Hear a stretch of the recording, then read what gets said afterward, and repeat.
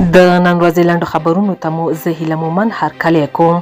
د ملي دفاع وزیر مولا محمد یعقوب مجاهد وایي هیڅ هیواد باید له افغانانو د غلامۍ تمه ونه لري. مجاهد د افغانستان د خپلواکۍ د 101 کلیزې په مراسمو کې ویلي اسلامي امارت له ټولو هیوادونو سره د متقابل درناوي او د ملي ګټو په پام کې نیولو سره تعامل ته چمتو دی.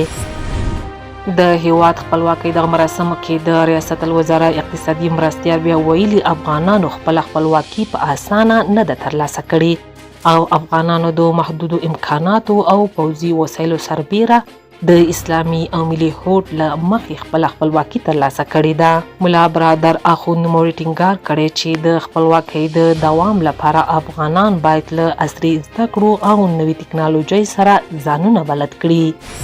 ننګرهار کې هم د خپلواکۍ بیرته ترلاسه کولو 101 کلیزه په پراخه ولسي کچه ولمانځل شوه. د دې ورځې په مناسبت جوړه شو مراسمو کې ویناوالو د خپلواکۍ ورځ د افغانستان په معاصر تاریخ کې یوه مهمه او تاریخي ورځ وبلله.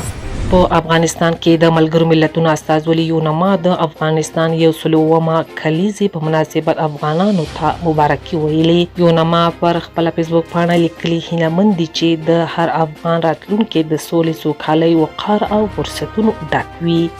او وروستی خبر دا چې هندي چارواکي وایي چې د دغه هیواد په کلکته ښار کې په یوه هوټل کې د اور لګېدنې پر مهال د یو ماشوم په ګډون 11 کسان مړه شوي دي. د پولیسو په وینا اور د هوټل د ودانۍ په دوهم پوړ کې د برېښنا د شارټۍ له امله ولګېد او 1 ساعت دوام وکړ. د پولیسو د معلوماتو له مخې شاوخوا 30 کسان له هوټله په خوندي ډول ایستل شوي دي.